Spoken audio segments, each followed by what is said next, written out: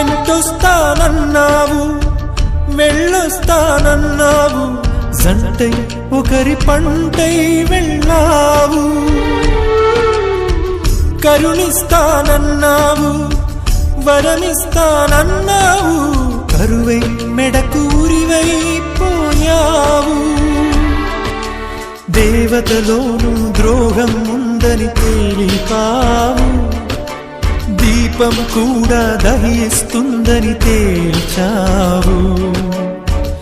ఎవరిని నమ్మాలి నన్ను తప్ప, ఎవరిని నిందించాలి నిన్ను తప్ప.